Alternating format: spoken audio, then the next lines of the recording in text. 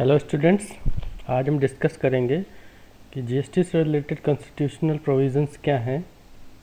तो स्टार्ट करते हैं।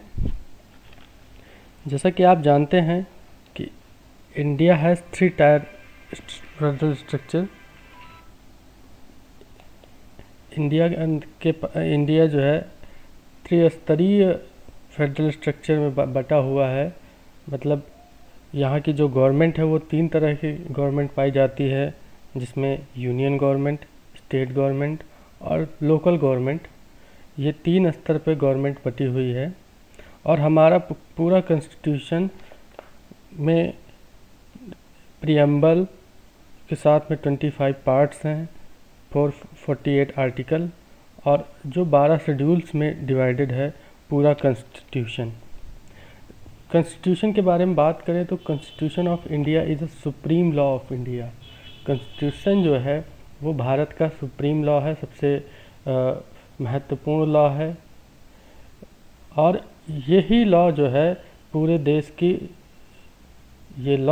पूरे देश के नियमों को बनाने और इस देश के कानून को बनाने और इस देश को चलाने के बारे में प्रोविजंस करता है। इसी के संदर्भ में कोई भी गवर्नमेंट अगर टैक्स लगाना चाहती है तो उसे कॉन्स्टिट्यूशन के प्रोविजंस के अकॉर्डिंग ही कार्य करना होगा।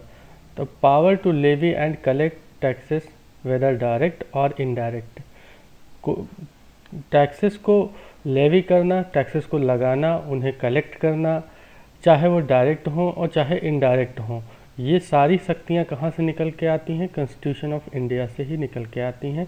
Constitution of India he power देता है किसी भी तरह के डायरेक्ट या इनडायरेक्ट टैक्स को लगाने के लिए।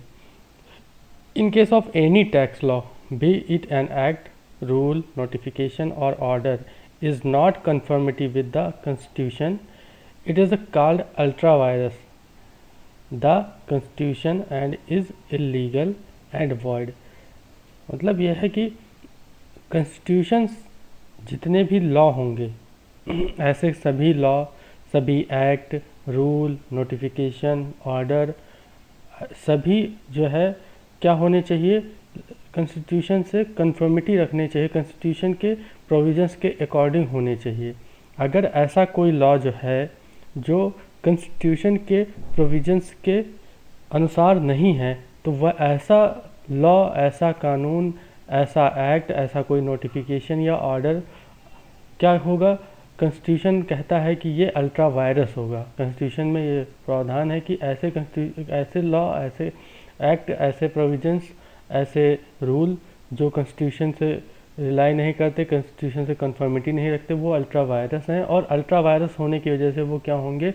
इलीगल होंगे और वॉइड होंगे। इलीगल या फिर इलीगल मतलब अवैध होंगे और इनका कोई भी प्रोविज़न जो है कॉन्स्टिट्यूशन के अगर बाहर जाता है तो वो सारे प्रोविज़न्स, जितने भी प्रोविज़न्स हैं, जितने भी लॉ हैं या जितने भी एक्ट हैं, किसी एक्ट का कोई प्रोविज़न अगर कॉन्स्टिट्यूशन के प्रोविज़न्स के अनुसार नहीं है तो वो जो है इलीगल होगा, वॉइड होगा। अब बात करते हैं कि सुप्रीम लॉ होने की वजह से जितने भी लॉ बनेंगे वो कॉन्स्टिट्यूशन के अकॉर्डिंग ही बनेंगे, कॉन्स्टिट्यूशन के प्रोविजंस के अकॉर्डिंग बनेंगे।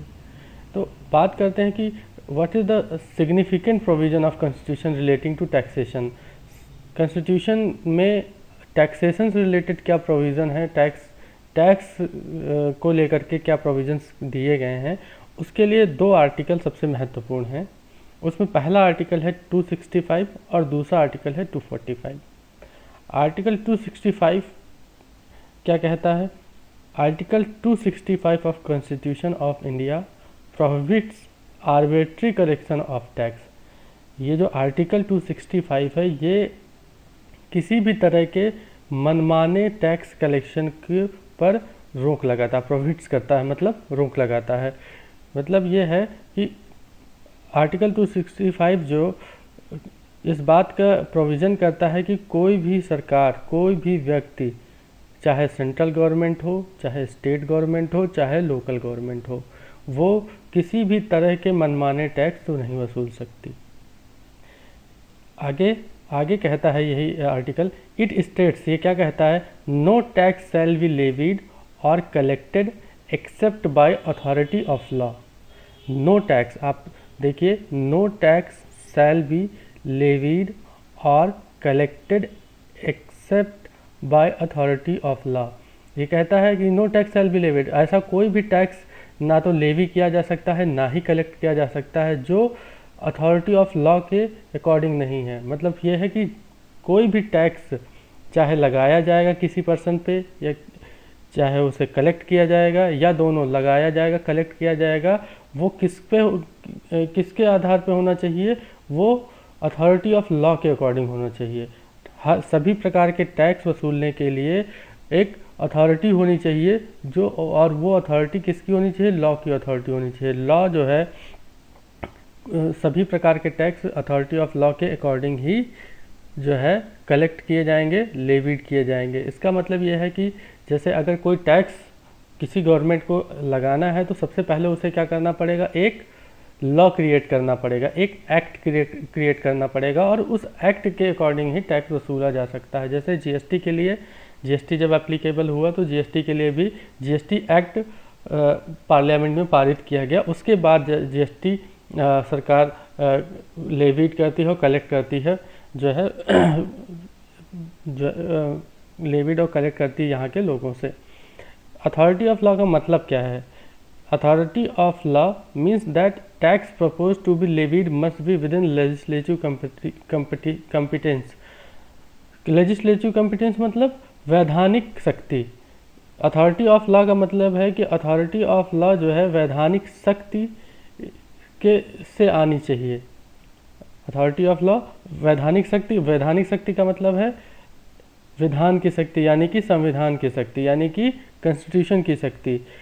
कोई भी विधानमंडल या कोई भी पार्लियामेंट या कोई भी सरकार जो है अगर कोई टैक्स लगाती है तो वो क्या होनी चाहिए, वैधानिक शक्ति से आनी चाहिए। और वैधानिक शक्ति से अथॉरिटी ऑफ लॉ क्रिएट हो सकता है, यानी कि लॉ बनाया जा सकता है।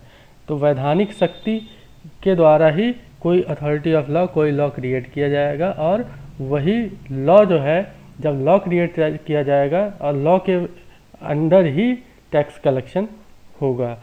लॉ के अंतर्गत जो प्रोविजंस होंगे उसी के अनुसार जो है टैक्स का कलेक्शन और टैक्स का लगाया जाना संभव होगा। आर्टिकल 265 सिर्फ ये बताता है कि कौन टैक्स नहीं लगा सकता। मतलब ये सिर्फ एक निगेटिव स्टेटमेंट है कि बिना अथॉरिटी ऑफ लॉ के टैक्स नहीं लगाया जाएगा। आर्टिकल 265 इतना ही कह करके शांत हो जाता है। अब 245 अथॉरिटी किसको देता है? 245 ये बताता है कि कौन जो है कोई कानून बना सकता है। ठीक है, तो article 245 of constitution deals with the relationship between union and state. Article 245 जो स्टेट गवर्नमेंट और यूनियन गवर्नमेंट के बीच के रिलेशनशिप को बताता है। The power of enacting the law is conferred on the parliament. ये बताता है कि इनेक्टिंग ऑफ लॉ, कोई भी एक्ट बनाया जाएगा किसके द्वारा? पार्लियामेंट के द्वारा। On the legislature of state by the article 245 of the constitution. कोई भी लॉ या तो पार्लियामेंट के द्वारा बनाया जाएगा या फिर लेजिस्लेचर यानी कि विधानमंडल, जो स्टेट गवर्नमेंट के विधानसभा हैं या विधानमंडल हैं उनके द्वारा ही बनाया जाएगा, ऐसा आर्टिकल 245 कहता है। आर्टिकल 245 इस बात को कंफर्म करता है कि जो कॉन्स्टिट्यूशनल जो लेजिस्लेटिव कॉम्पिटेंस किसके पास है, वैधानिक शक्तियाँ किसके पास हैं? वैधानिक शक्तियाँ संविधान ने दिया है संसद को दिया है और स्टेट गवर्नमेंट के केस में विधानमंडल यानी कि लेजिस्लेचर को दिया हुआ है। तो ये जो है टैक्स, ये जो पार्लियामेंट है और विधानसभाएं हैं, ये जो है पावर रखती हैं कि ये कोई भी लॉ बना सकती हैं। अब लॉ के बारे में आगे क्या कहता है, इसके आर्टिकल के अंदर कौन से प्रोविजंस हैं?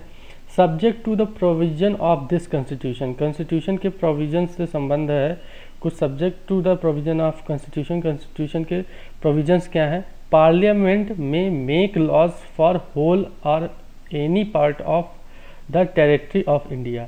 पार्लियामेंट जो है वो होल या फिर part of India, part of territory of India, यानी कि भारत के पूरे भारत के लिए या भारत के किसी हिस्से के लिए लॉ कौन बना सकता है? पार्लियामेंट यानी संसद बना सकती है। एंड और legislature of the state of a state, जो विधानमंडल है, विधानसभा है किसी स्टेट की, may make laws for whole और any part of the state.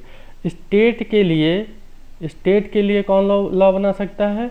State की विधानसभा, विधानमंडल, लेजिस्लेचर जो है किसी स्टेट के लिए लॉ बना सकती है। मीन्स आर्टिकल 245 ये केवल इतना बताता है कि लॉ कौन बना सकता है। आर्टिकल 245 स्टेट और यूनियन गवर्नमेंट के रिलेशनशिप को ये इस तरीके से दर्शाता है कि किसी भी लॉ को बनाने का, किसी भी एक्ट को बनाने का काम किसका होगा? पहली चीज़ कॉन्स्टिट्यूशन प्रोविज़न करता है कि ये काम होगा पार्लियामेंट का और लेजिस्लेचर का होगा। फिर उसके बाद आगे कहता है कि पार्लियामेंट जो है वो पूरे इंडिया के लिए या पार्ट ऑफ इंडिया के लिए ही पार्ट ऑफ इंडिया के लिए लॉ बना सकता है। उसके बाद आगे कहता है कि जो लेजिस्लेचर ऑफ स्टेट है वो पूरे स्टेट के लिए या स्टेट के किसी पार्ट के लिए जो है लॉ बना सकता है। एग्जाम्पल की तरफ समझे तो जैसे इनकम टैक्स एक्ट जो है ये पार्लियामेंट ने बनाया है, यानी संसद ने बनाया है, और ये पूरे भारत पे एप्लीकेबल है, पूरे भारत पे एप्लीकेबल है। इसी तरह अगर हम स्टेट गवर्नमेंट की बात करें तो स्टेट गवर्नमेंट के हर स्टेट गवर्नमेंट ने जो है अपने स्टेट के लिए कुछ लॉ बना रखे। जैसे पहले वैट था, वैट स्टेट लॉ था, ओके। तो स्टेट गवर्नमेंट अपने स्टेट के लिए उसने वैट, अलग अलग स्टेट के लिए अलग अलग वैट लॉ थे, तो स्टेट गवर्नमेंट ने बना रखा था। इसी तरह पार्लियामेंट के पास पावर है वो केवल पूरे इंडिया के लिए ही नहीं, साथ में वो केवल किसी पार्ट के लिए भी लॉ बना सकती है। जैसे अगर कोई पार्लियामेंट चाहे तो वो केवल एक स्टेट, जैसे एमपी के लिए कोई अलग तरह का लॉ बना दे या कोई नया लॉ बना दे जो उस स्टेट से ही संबंधित होगा, उस स्टेट के विकास के लिए या स्टेट से डेवलपमेंट के लिए ज़रूरी हो, उस तरह का कोई प्रोविज़न वो कर सकती है। तो संसद किसी एक स्टेट के लिए भी लॉ बना सकता है, जबकि स्टेट क्या कर सकता है? स्टेट अपने स्टेट के लिए भी बना सकता है, साथ में वो part of state for example जैसे यूपी है, तो यूपी की लेजिस्लेचर क्या कर सकता है? यूपी स्टेट लेजिस्लेचर क्या कर सकता है? वो किसी एक रीजन के लिए या किसी एक डिस्ट्रिक्ट के लिए स्पेसिफिक लॉ क्रिएट कर सकता है। तो अब आप यहाँ देखेंगे कि जो लॉ है स्टेट गवर्नमेंट और सेंट्रल गवर्नमेंट बना सकती है, और सेंट्रल गवर्नमेंट स्टेट गवर्नमेंट के लिए भी लॉ बना सकती है, ठीक है। आगे, no law made by parliament shall be deem to be invalid on the ground of it would be extra territorial operation. इस ग्राउंड पे कि कोई लॉ जो है इनवैलिड नहीं होगा कि ये एक्स्ट्रा टेरिटोरियल ऑपरेशन है। मींस कोई इंडिया जो है अगर कोई पार्लियामेंट कोई लॉ बनाता है वो इस ग्राउंड पे नहीं जो है इनवैलिड हो जाएगा कि वो तो स्टेट के लिए उसने स्पेसिफिक स्टेट के लिए बना दिया या उसकी टेरिटरी से बाहर था। तो ऐसा कोई भी लॉ जो स्टेट के जो इंडिया की टेरिटरी है, एक्स्ट्रा टेरिटोरियल ऑपरेशन है, यानी कि जो क्षेत्र इंडिया में नहीं आते, उनके लिए भी लॉ बना सकता है पार्लियामेंट। इसके बाद आप सिर्फ यहाँ पर इतनी ही बात ख़त्म नहीं हो जाती। आर्टिकल 265 हमें ये कहता है कि बिना अथॉरिटी ऑफ लॉ के टैक्स नहीं बनाया जा सकता। आर्टिकल 245 सिर्फ इतना कहता है कि पार्लियामेंट और स्टेट लेजिस्लेचर लॉ बना सकता है। पार्लियामेंट जो है पूरे इंडिया के लिए या पार्ट ऑफ इंडिया के लिए, और स्टेट लेजिस्लेचर स्टेट के लिए या पार्ट ऑफ स्टेट के लिए लॉ बना सकता है। और इतना कह कर के ये दोनों आर्टिकल शांत हो जाते हैं। अब बात आती है कि ये दोनों जो आर्टिकल्स हैं ये किस तरीके से किन किन एरियाज़ में लॉ बनाएंगे, कौन सा एरिया स्टेट गवर्नमेंट के लिए है, कौन सा एरिया या ऐसे कौन से सब्जेक्ट ऑफ मैटर हैं जिन पे सेंट्रल गवर्नमेंट लॉ बना सकती है, ऐसे कौन से सब्जेक्ट ऑफ मैटर हैं जिन पे स्टेट गवर्नमेंट लॉ बना सकती है, और ऐसे कौन से सब्जेक्ट ऑफ मैटर हैं जिन पे दोनों ही लॉ बना सकते हैं। तो इसके लिए एक आर्टिकल 246 है। ये क्या बताता है? Power of union and state to make laws. ये बताता है कि यूनियन गवर्नमेंट यानी सेंट्रल गवर्नमेंट और स्टेट गवर्नमेंट किस तरीके से लॉ बना सकते हैं। Article 256 of constitution distribute legislative power including taxation between the parliament of India and state legislature. Article 246 जो है वो क्या करता है? लेजिस्लेटिव जो वैधानिक शक्तियां हैं उनको वैधानिक शक्तियां हैं इंक्लूडिंग टैक्सेशन, वैधानिक शक्तियां जो है, जो लॉ बनाने की जो वैधानिक शक्तियां हैं वो उसमें केवल टैक्सेशन का लॉ नहीं है, टैक्सेशन का लॉ को शामिल करते हुए वैधानिक शक्तियां जो है पार्लियामेंट और लेजिस्लेचर में डिस्ट्रीब्यूट करता है कि किस तरीके से स्टेट गवर्नमेंट और सेंट्रल गवर्नमेंट लॉ बनाएंगी, और वो उस लॉ में टैक्सेशन के लॉ भी शामिल हैं। ये केवल और केवल पावर को डिस्ट्रीब्यूट करती हैं।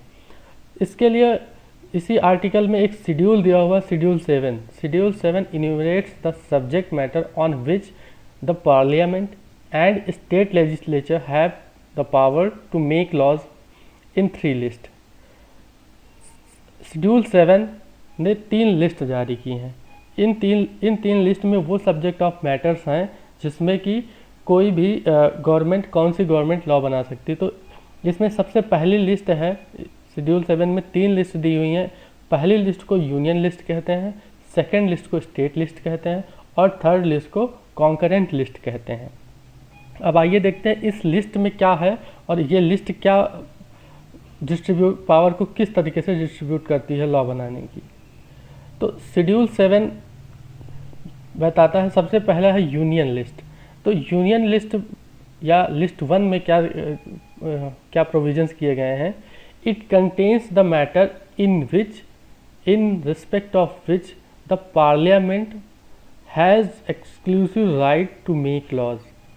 लिस्ट 1 में वो सब्जेक्ट दिए गए हैं जिनके संबंध में केवल और केवल पार्लियामेंट के पास एक्सक्लूसिव राइट है कि वो लॉ बना सकती है। अभी हम सिर्फ लॉ की बात कर रहे हैं, हम टैक्सेशन पे नहीं पहुँचे।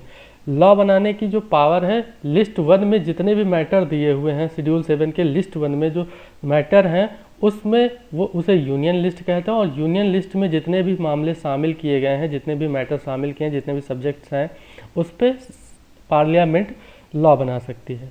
लिस्ट 2 स्टेट लिस्ट कहलाती है।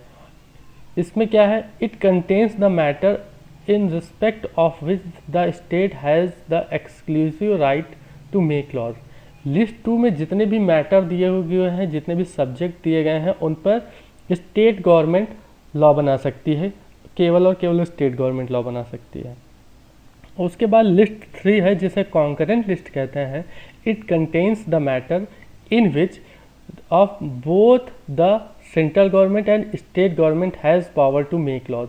कॉन्करेंट लिस्ट में दिए गए जो सब्जेक्ट्स हैं उन पे कौन कौन लॉ बना सकता है? स्टेट गवर्नमेंट और सेंट्रल गवर्नमेंट दोनों ही लॉ बना सकते हैं। अब इसमें अगर ध्यान से देखें तो एंट्रीज, ये जो लिस्ट है, लिस्ट में क्या है? एंट्री है। हर एक टॉपिक या हर एक सब्जेक्ट की एंट्री है कि कौन से सब्जेक्ट की एंट्री किस लिस्ट में जाएगी, वो पहले से डिसाइडेड है शेड्यूल 7 में, ठीक है। और जो एंट्री जिस लिस्ट में है उस लिस्ट के अकॉर्डिंग ही वो गवर्नमेंट लॉ बना सकती है।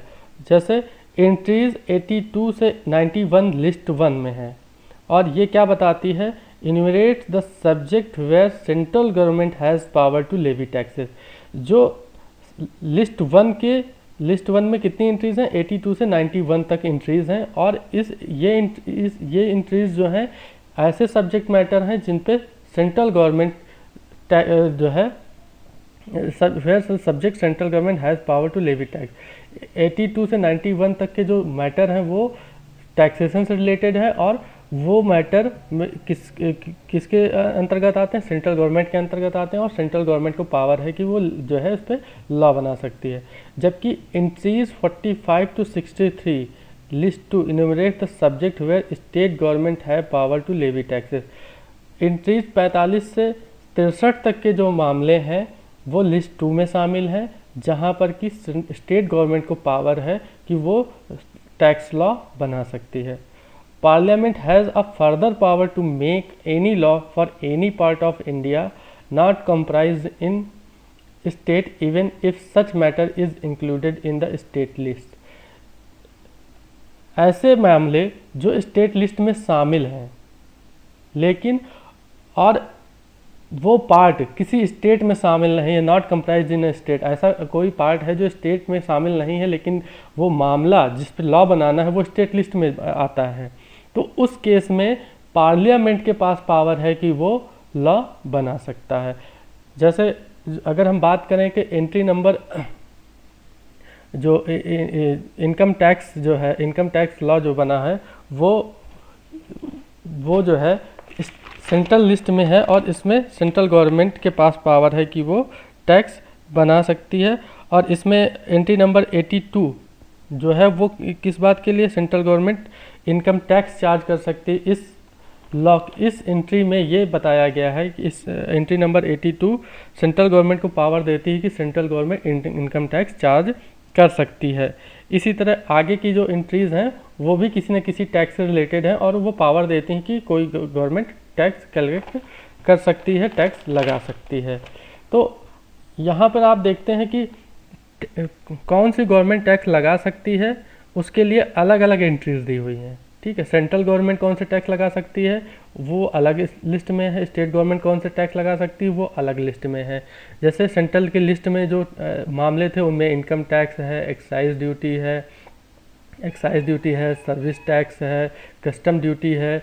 ये सारे टैक्स किस लिस्ट में थे? लिस्ट 1 यूनियन लिस्ट में थे और यूनियन लिस्ट में होने की वजह से इन पर केवल और केवल लॉ कौन बना सकता था वो है सेंट्रल गवर्नमेंट केवल। जबकि जो स्टेट वैट लॉ थे और स्टेट के और भी इंटरटेनमेंट टैक्स है, ऑक्ट्राई ड्यूटी है, एंट्री टैक्स है, इस तरह के जो टैक्स थे इन पे जो कौन लॉ बना सकता था, केवल और केवल जो है स्टेट गवर्नमेंट लॉ बना सकती थी। दोनों ही गवर्नमेंट अपने अपने एरियाज़ में टैक्स लॉ बना सकती थी। जबकि जब जीएसटी जब आया तो जीएसटी किस लिस्ट में जाएगा, क्योंकि जीएसटी एक इंटीग्रेटेड टैक्स था जिसमें यूनियन गवर्नमेंट के कुछ टैक्स लॉ, स्टेट गवर्नमेंट के कुछ टैक्स लॉ दोनों को मर्ज किया जाना था और दोनों ही गवर्नमेंट को पावर चाहिए थी कि वो जो है कुछ स्टेट के जो टैक्स हैं उनसे जो है उन पे स्टेट के लॉज को स्टेट के लिए लॉ बना सके, सेंट्रल के लिए लॉ बना सके, या सेंट्रल गवर्नमेंट को पावर मिल जाए कि वो स्टेट गवर्नमेंट के लॉ भी बना सके। इसके लिए ज़रूरी था कि एक जो है अमेंडमेंट किया जाए और वो अमेंडमेंट क्या था, कॉन्स्टिट्यूशन में 101 अमेंडमेंट एक्ट 2016 पास किया गया। सिर्फ किस लिए? Power to levy goods and service tax has been conferred by article 246 of Constitution which was introduced by Constitution 101 First Amendment Act 2016।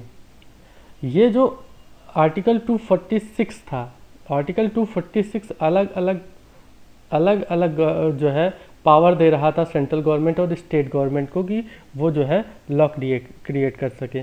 जबकि जीएसटी लगाने के लिए ज़रूरी था कि दोनों ही गवर्नमेंट के पास पावर हो कि वो जीएसटी लगा सके। जीएसटी चूँकि एक सिंगल टैक्स है तो सिंगल टैक्स को लगाने के लिए स्टेट गवर्नमेंट के पास भी पावर हो और जो है सेंट्रल गवर्नमेंट के पास भी पावर हो। तो ये चीज़ किसी भी एक लॉ में, किसी भी पहले जो अमेंडमेंट के पहले जो थे उस समय ऐसा संभव नहीं था कि जो है सेंट्रल गवर्नमेंट और स्टेट गवर्नमेंट दोनों ही एक साथ किसी एक पर्टिकुलर लॉ बना सके, पर्टिकुलर लॉ बना के टैक्स कलेक्ट कर सकें, ऐसा नहीं था। तो इसीलिए ये जो है अमेंडमेंट हुआ, अमेंडमेंट एक्ट पास हुआ 2016 में, कॉन्स्टिट्यूशन 101 अमेंडमेंट एक्ट 2016। ये एक्ट पावर देता है कि स्टेट गवर्नमेंट और सेंट्रल गवर्नमेंट दोनों ही टैक्स लगा सकती हैं। लेकिन इस अमेंडमेंट की ज़रूरत क्यों पड़ी? Reason need for constitutional amendment. अब अमेंडमेंट की ज़रूरत क्यों पड़ी? तो अमेंडमेंट की ज़रूरत, जैसे हमने कहा कि दोनों के पास पावर अलग अलग थी। जैसे क्या था, constitutional provision had delineated separate power for the center and states to impose various taxes। Central government और स्टेट गवर्नमेंट के पास अलग अलग तरह के टैक्स लगाने की शक्तियाँ थी। जैसे central levied excise duty on goods produce and manufactured in India. Central government क्या करती थी, जो भी गुड्स इंडिया में मैन्युफैक्चर हुआ या प्रोड्यूस हुआ उस पर एक्साइज ड्यूटी लगाता था। ठीक। The state levied value added tax once goods entered in the stream of trade upon completion of the manufacture. कोई भी गुड्स जब मैन्युफैक्चर होने के बाद ट्रेडिंग में आ जाता था, जब होलसेल रिटेल उस इस लेवल पे पहुंच जाता था, तब जो है उस केस में स्टेट गवर्नमेंट वैट लगाती थी। तो सेंट्रल गवर्नमेंट जो है एक्साइज ड्यूटी लगाती थी और जो है स्टेट गवर्नमेंट वैट लगाती थी। एक्साइज ड्यूटी मैन्युफैक्चरिंग होने के बाद लगता था, और जब ट्रेडिंग में वही गुड्स आ जाता था तो उस पर वैट लगता था, एक ही गुड्स पे अलग अलग टैक्स।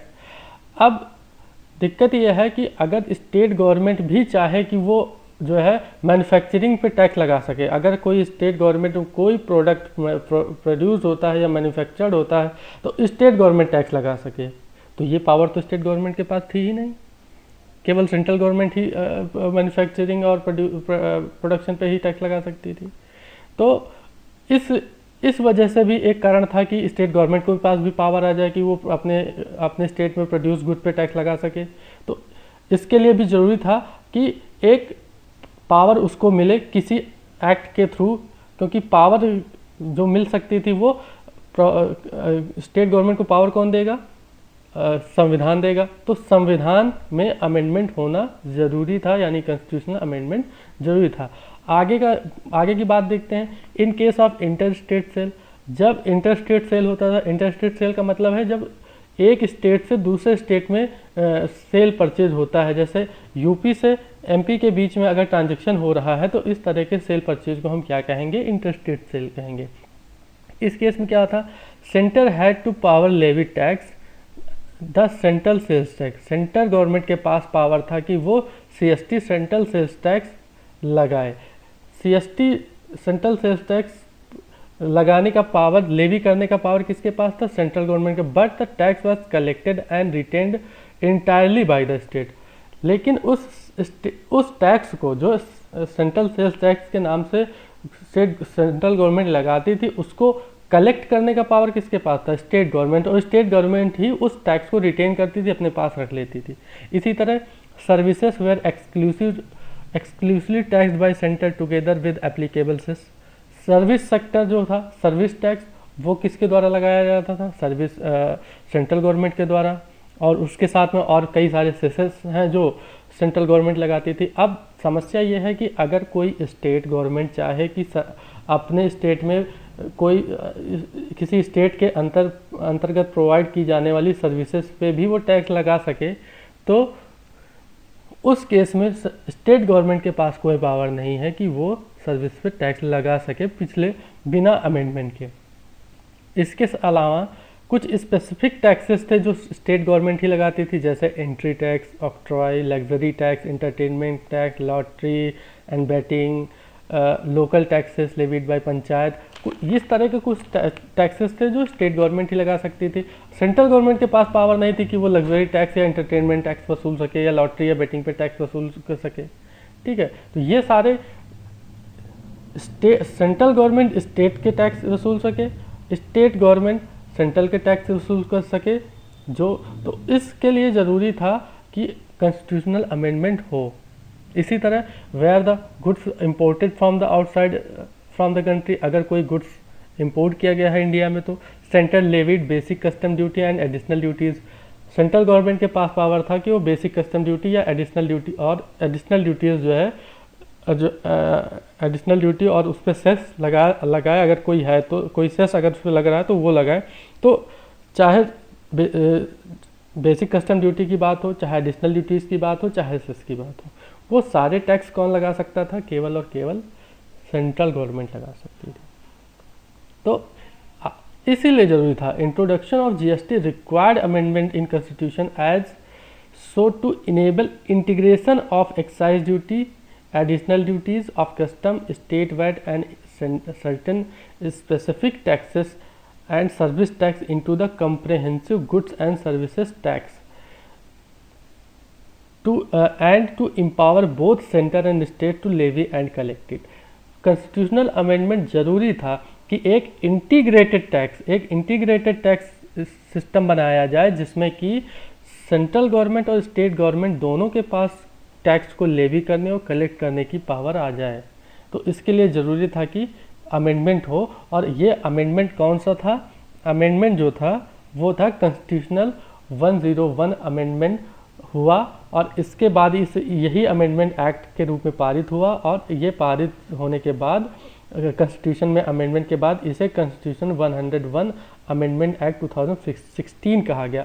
और इस एक्ट ने स्टेट गवर्नमेंट और सेंट्रल गवर्नमेंट दोनों को पावर दी कि वो जीएसटी जो एक टैक्स है, जीएसटी के नाम से टैक्स वसूल सकते हैं। दोनों ही अपने अपने एरिया में जीएसटी के नाम से लॉ बना सकते हैं, जीएसटी के लिए लॉ बना सकते हैं। सेंट्रल गवर्नमेंट अपने लॉ बना सकती है, स्टेट गवर्नमेंट अपने लॉ बना सकती है।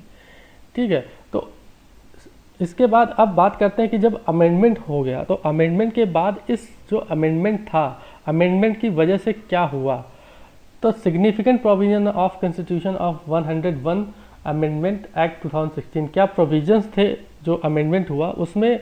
उस अमेंडमेंट में सबसे पहले तो एक नया आर्टिकल जुड़ा जिस आर्टिकल का नाम था 246A। इस 246A जो है ये कॉन्स्टिट्यूशन में जुड़ा, और इसने क्या पावर दी? Power to make laws with respect to goods and service tax. इसने जो है ये पावर दे दी कि गुड्स एंड सर्विस टैक्स का लॉ कौन बना सकता है। This article grant power to centre and state government to make laws with respect to GST imposed by centre और सच स्टेट। इस आर्टिकल ने स्पेसिफिक पावर दे दी कि सेंट्रल गवर्नमेंट और स्टेट गवर्नमेंट दोनों ही अपने अपने क्षेत्र में, अपने अपने एरियाज़ में अब जो है जीएसटी वसूलने के लिए लॉ बना सकते हैं। Centre has exclusive power to make laws with respect to GST in case of inter state supply of goods and services. इसके बाद में क्या प्रोविज़न इस आर्टिकल में हुआ कि सेंट्रल गवर्नमेंट के पास ये शक्ति रहेगी कि वो inter state supply of goods, अगर कोई गुड्स या सर्विसेज इंटर स्टेट सप्लाई होती हैं, एक स्टेट से दूसरे स्टेट में सप्लाई होती हैं, तो उस केस में सेंट्रल गवर्नमेंट के पास पावर रहेगी कि वो अपने लिए जीएसटी का लॉ बना सके, जीएसटी वसूलने के लिए लॉ बना सके। यानी इंटर स्टेट सप्लाई के लिए जो जीएसटी का लॉ बनाने की पावर किसके पास गई? सेंट्रल गवर्नमेंट के पास गई। इस बात को ध्यान रखिएगा। However in respect of the following goods the aforesaid provision shall apply from the date recommended by GST council. इन सभी गुड्स को छोड़ करके ये सारे गुड्स जो हैं जीएसटी काउंसिल जब रेकमेंड करेगी उसके बाद से डिसाइड होगा कि इन पे टैक्स कब लगेगा। उनमें कौन कौन से गुड्स हैं? पेट्रोलियम क्रूड है, पेट्रोलियम के जितने भी प्रोडक्ट होते हैं, petrol, diesel, natural gas, ETF, ये सारी चीज़ें, और high speed diesel, motor speed, natural gas, ETF, ये सारी चीज़ें जो हैं इन पे जो है जीएसटी काउंसिल जब रिकमेंड करेगी तभी टैक्स लगेगा। अब बात करते हैं कि उसमें उसके बाद दूसरा आर्टिकल 26, अब हमने कहा कि इस एक्ट में पहला आर्टिकल जुड़ा 246A, दूसरा आर्टिकल कौन सा जुड़ा? 269A, और ये किस बात के लिए था? Levy and collection of GST on inter state supply. Inter state supply के लिए आपने देखा कि इंटर स्टेट सप्लाई के लिए लॉ कौन बना सकता था? Central government. तो इंटर स्टेट सप्लाई के लिए आर्टिकल 269A एक्स्ट्रा जुड़ा, और उसने क्या प्रोविज़न किए? इसमें क्या प्रोविज़न हुआ? GST shall be levied and collected by the central government and such tax shall be apportioned between the union and state in the manner as may be provided by parliament by law on the recommendation of GST council.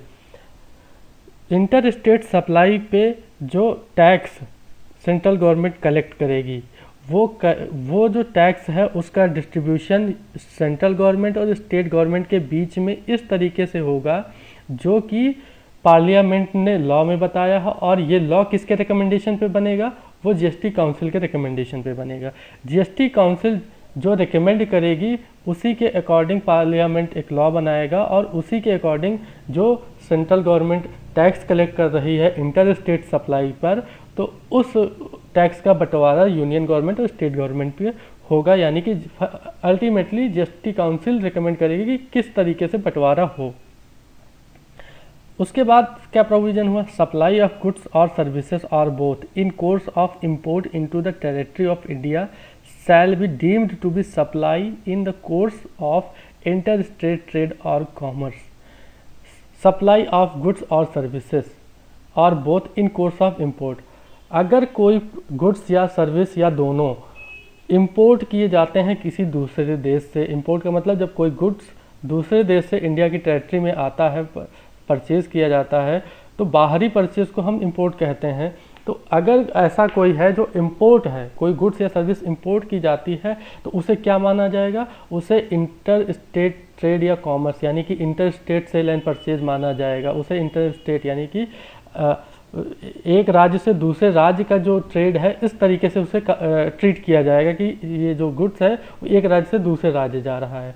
तो आप ये जानते हैं कि अगर inter state trade या commerce है या इंटर स्टेट सप्लाई है, तो उस केस में टैक्स लगाने का पावर किसके पास है, उस केस में पावर है सेंट्रल गवर्नमेंट के पास। जैसे मान लीजिए कोई देश जो है, मान लीजिए महाराष्ट्र है, ठीक।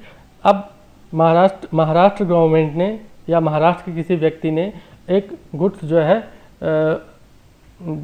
अमेरिका से मंगाया, कोई प्रोडक्ट अमेरिका से उसने मंगाया, ठीक है। अब वो प्रोडक्ट महाराष्ट्र में आ रहा है, स्टेट में आ रहा है, तो अब इस केस में क्या स्टेट गवर्नमेंट उस पर टैक्स लगाएगी? नहीं। क्यों?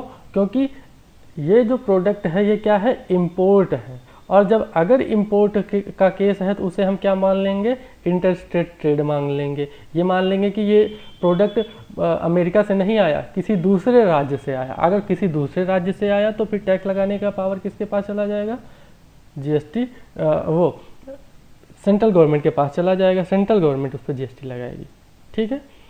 उसके आगे बात करते हैं, Parliament will formulate the principle for determining the place of supply and when a supply take place in the course of interstate trade or commerce। Parliament, यहाँ पे स्टेट लेजिस्लेचर की बात नहीं कह रहा है, पार्लियामेंट यानी संसद ही कोई रूल या कोई प्रिंसिपल फॉर्मुलेट कर सकती है, किस बात के लिए, कि प्लेस ऑफ सप्लाई कि किसी गुड्स क्या किसी सर्विसेज क्या प्लेस ऑफ सप्लाई क्या होगा, और कब कोई गुड्स या सर्विसेज कब जो है उसे इंटर स्टेट ट्रेड या कॉमर्स कहा जाएगा, या सप्लाई का वो कौन सा केस होगा कि जिसे हम इंटर स्टेट ट्रेड कहेंगे। तो सप्लाई के केस में, प्लेस ऑफ सप्लाई के केस में रूल कौन बनाएगा, वो पार्लियामेंट बनाएगी। इसमें इतनी सी बात समझनी है कि जो प्लेस ऑफ सप्लाई से रिलेटेड बात होगी और inter state trade and commerce में सप्लाई कब मानी जाएगी, सप्लाई इंटर स्टेट ट्रेड या कॉमर्स में के रूप में हुई है, ये इसके लिए लॉ कौन बनाएगा, पार्लियामेंट बनाएगा। ओके, आगे बात करते हैं। इसी आर्टिकल में आगे क्या प्रोविजंस किए गए, the amount apportion to state from the tax collected and supplies in the course of inter state trade और कॉमर्स।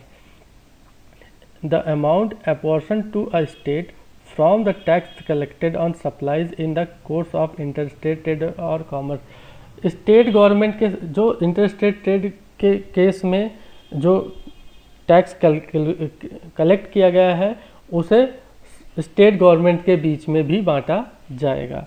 उसके बाद कहता है कि where an amount collected as tax levied in the course of interstate trade commerce has been use for payment of tax levied by a state under Article 246A, in other words, where IGST used for payment of SGST। Means ये है कि जो central government interstate trade पे वसूलेगी tax, उसे state के साथ बांटा जाएगा। लेकिन अगर कोई स्टेट का टैक्स IGST, अगर जो IGST का जो IGST को आईजीएसटी का यूज अगर आप एसजीएसटी यानी स्टेट गवर्नमेंट अपने टैक्स के पेमेंट के लिए कर लेती है तो फिर उस टैक्स का बंटवारा नहीं होगा, यानी कि जितना बचेगा केवल उसी का जो है डिस्ट्रीब्यूशन होगा। ये पॉइंट समझने के लिए हम एक प्रैक्टिकल प्रॉब्लम समझेंगे तो ये पॉइंट बहुत अच्छे से समझ में आ जाएगा कि इसका मतलब क्या है। जब प्रैक्टिकल प्रॉब्लम पे जाएंगे तो हम इसको डिस्कस करेंगे कि आईजीएसटी और एसजीएसटी का किस तरीके से डिस्ट्रीब्यूशन होता है या आईजीएसटी से एसजीएसटी का सेट ऑफ कैसे होता है, तो वहाँ पर ये चीज़ ज़्यादा क्लियर होगी।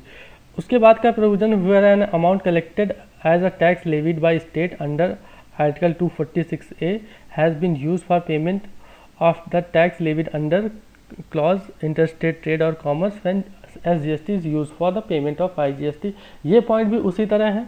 इसमें कहा गया है कि अगर एसजीएसटी का यूज आईजीएसटी के पेमेंट के लिए किया गया है तो वो किस तरीके से पेमेंट किया जाएगा, उसका सेट ऑफ कैसे होगा, ये उसमें बताया गया कि आईजीएसटी के पेमेंट के लिए हम एसजीएसटी का यूज़ कर सकेंगे। इसके बाद एक आर्टिकल आया है, उसके बाद दूसरा जो आर्टिकल जुड़ा वो है जीएसटी काउंसिल, आर्टिकल 279। 4 आर्टिकल जुड़े। देखिए सबसे पहला आर्टिकल क्या था, ध्यान रखिए 246A, फिर 269A और उसके बाद 279। 3 आर्टिकल नए जुड़े और उनमें क्या प्रोविज़न किया गया। 279A जो आर्टिकल जुड़ा अमेंडमेंट के बाद 101 अमेंडमेंट एक्ट 2016 में जो आर्टिकल नया जुड़ा, उस आर्टिकल में आखिरी आर्टिकल था 279A। इस आर्टिकल में क्या प्रोविज़न किए गए। Article 279 of the constitution empower the president to constitute a joint forum of central and state namely goods and service tax council. इस आर्टिकल ने ये प्रोविज़न किया कि प्रेसिडेंट के पास पावर होगी कि वो स्टेट और सेंटर के गवर्नमेंट के कुछ मेंबर्स को ले करके एक कमेटी बनाए, एक जॉइंट फोरम बनाए जिसका नाम क्या होगा, जीएसटी काउंसिल। यानी जीएसटी काउंसिल के फॉर्मुलेशन का या कॉन्स्टिट्यूशन का बनाने का जो राइट किसके पास पहुंचा, प्रेसिडेंट के पास। प्रेसिडेंट ने इसे जीएसटी काउंसिल 12 सितंबर से इन्फोर्स हो गई, 12 सितंबर से काम करना उसने शुरू कर दिया, जबकि प्रेसिडेंट ने जो है जीएसटी काउंसिल के बनाने का जो ऑर्डर कब पास किया, 15 सितंबर को। 15 सितंबर को जो है जीएसटी काउंसिल का कॉन्स्टिट्यूशन हो गया, कॉन्स्टिट्यूट हो गई, क्रिएट हो गई, और जबकि 12 सितंबर से वो काम करना शुरू कर दी थी। The union finance minister is the chairman of the council. इस काउंसिल के जो चेयरमैन होंगे वो कौन होंगे, यूनियन फाइनेंस मिनिस्टर, यानी कि वित्त मंत्री, भारत सरकार के जो वित्त मंत्री हैं वो उसके चेयरमैन होंगे, और जो स्टेट के मिनिस्टर हैं वो उसके क्या होंगे, मेंबर होंगे, और भी उसके कई सारे मेंबर्स हैं। इसका काम क्या होगा, the function of council is to make recommendation to the union and state on important issues like tax rate, exemption, threshold limit, dispute resolution. इस जीएसटी काउंसिल जिसको प्रेसिडेंट ने बनाया, इस काउंसिल का काम क्या होगा, ये क्या क्या रिकमेंडेशन देगी, ये रिकमेंडेशन देगी कि यूनियन स्टेट के बीच में टैक्स रेट्स, यूनियन स्टेट के बीच में टैक्सेस का डिस्ट्रीब्यूशन कैसे होना है उसके बारे में रिकमेंडेशन देगी, टैक्स रेट के बारे में रिकमेंडेशन करेगी, कौन से सर्विसेज या कौन से गुड्स को एग्जाम किया जाए जिन पर टैक्स न लगाया जाए उसके बारे में रिकमेंडेशन देगी, थ्रेशोल्ड लिमिट्स, कितने तरह के ट्रांजेक्शन्स पे जीएसटी ना लगाया जाए, यानी कि कितने को जीएसटी से बाहर रखा जाए, उसका रिकमेंडेशन करेगी। उसके साथ में अगर कोई डिस्प्यूट होता है सेंट्रल स्टेट या फिर जीएसटी से रिलेटेड किसी पर्सन के बीच में, तो उसका रेजोल्यूशन कैसे किया जाएगा उसका भी प्रोविज़न जो है उसका भी रिकमेंडेशन कौन करेगा, जीएसटी काउंसिल करेगी। The council has also recommend the date on which GST be levied on petroleum, crude, high speed, diesel, motor speed, जिसके बारे में हमने अभी सेक्शन आर्टिकल 246A में जिसके बारे में बात हुई थी कि जो है जीएसटी काउंसिल जब बताएगी जिस डेट से, उस डेट के बाद से इन प्रोडक्ट्स पे टैक्स जीएसटी एप्लीकेबल होगा, तो उसका भी रिकमेंडेशन जीएसटी काउंसिल ही करेगी। इसके बाद बात करते हैं कि डेफिनेशन पे कुछ इंपॉर्टेंट डेफिनेशन है, डेफिनेशन से में बात कर लेते हैं। तो सबसे पहली डेफिनेशन है गुड्स एंड सर्विस टैक्स की। जो ये टैक्स है गुड्स एंड सर्विसेज टैक्स, इसकी डेफिनेशन क्या है, इसका मतलब क्या है? Goods and services tax means any tax on supply of goods और सर्विसेज और both except tax on supply of alcoholic liquor for human consumption. Human consumption के लिए जो अल्कोहलिक लिक्कर बनाया जाता है, alcoholic liquor for human consumption यानी कि शराब को छोड़ करके जो ह्यूमन के कंजम्पशन में यूज़ होती, उसको छोड़ करके कोई भी गुड्स या सर्विस की सप्लाई जो है सप्लाई अगर होती है तो उस पर जीएसटी लगेगा। इसका मतलब है कि GST can be levied on supply of all goods and services. सभी गुड्स और सर्विसेज पे जीएसटी एप्लीकेबल होगा, सिर्फ किसको छोड़ करके? Alcoholic liquor for human consumption. इस चीज़ को ध्यान रखना, खासकर आपके एग्जाम पॉइंट ऑफ व्यू से बहुत इंपॉर्टेंट है कि alcoholic liquor for human consumption पे जीएसटी एप्लीकेबल नहीं है। ये किसके पास है? ये स्टेट गवर्नमेंट के पास है और स्टेट गवर्नमेंट अपने तरीके से उस पर एक्साइज ड्यूटी वैट लगाता है। सेंट्रल गवर्नमेंट का कोई इन्वॉल्वमेंट इस पे नहीं है। ओके, तो जीएसटी सभी तरह के गुड्स और सर्विस पे एप्लीकेबल होता है, केवल और केवल अल्कोहलिक लिक्कर को छोड़ करके। इसके बाद सर्विस क्या होती है? Service means anything other than goods. ऐसी कोई भी सप्लाई जो गुड्स की सप्लाई नहीं है वो क्या है? सर्विस है। फिर स्टेट का मतलब क्या है? स्टेट जो ये आर्टिकल दिए हुए हैं, इन आर्टिकल्स में दिया हुआ है कि includes a union territory with legislature. ऐसे सभी स्टेट और यूनियन टेरिटरी जहाँ पर क्या है? लेजिस्लेचर है, यानी कि विधानमंडल है, वो सारी स्टेट क्या, वो सारी जगह क्या होंगी? उन्हें हम स्टेट कहेंगे। तो सभी स्टेट में तो लेजिस्लेचर है ही। कुछ यूनियन टेरिटरीज हैं जहाँ पे भी लेजिस्लेचर है, वो उन लेजिस्लेचर को भी हम स्टेट के ही तरह ही ट्रीट करेंगे। इसके साथ बाद में कि गुड्स क्या होता है, तो गुड्स का डेफिनेशन में कहा गया है कि goods include all material commodities and article. Goods में क्या क्या शामिल है? सभी तरह के मटेरियल, कमोडिटीज़ और आर्टिकल, जितनी भी तरह की वस्तुएं हैं, आर्टिकल्स हैं, वो सारी चीज़ें क्या हैं? गुड्स हैं। तो इस क्लास में हम इतना ही डिस्कस करते हैं। तो सीधा सा इसको हम अगर रिकैप कर लें एक बार, तो जो कॉन्स्टिट्यूशन ऑफ इंडिया है सुप्रीम लॉ है। सुप्रीम लॉ के द्वारा ही किसी भी तरह के टैक्स लॉ का जन्म होता है। इन्हीं सुप्रीम लॉ ही सभी टैक्स लॉ का जन्मदाता कह सकते हैं। और कोई भी लॉ जो है, कोई भी एक्ट, कोई नोटिफिकेशन जो इस कॉन्स्टिट्यूशन सुप्रीम लॉ से कन्फर्मिटी नहीं रखता, वो अल्ट्रा वायरस होगा और इलीगल होगा और वाइड होगा। अब उसके बाद टैक्सेशन से रिलेटेड क्या कॉन्स्टिट्यूशन में प्रोविज़न किए गए हैं, उसमें 2 आर्टिकल सबसे महत्वपूर्ण थे। 265 और 245। 265 ये बताता है कि 265 ये कहता है कि जो है मनमाना टैक्स नहीं वसूला जा सकता है, और इसके साथ में ये कहता है कि बिना लॉ अथॉरिटी ऑफ लॉ के कोई टैक्स वसूला नहीं जाएगा। यानी कि अगर आपको टैक्स वसूलना है तो सबसे पहले कोई लॉ इनैक्ट करिए, कोई लॉ बनाइए पहले, ठीक है। उसके बाद आर्टिकल 245 कहता है कि लॉ कौन बनाएगा। ये यूनियन गवर्नमेंट और स्टेट गवर्नमेंट के रिलेशनशिप के बारे में बताता है, और बताता है कि लॉ कौन बनाएगा। उसने कहा कि स्टेट गवर्नमेंट और सेंट्रल गवर्नमेंट दोनों लॉ बनाएंगे।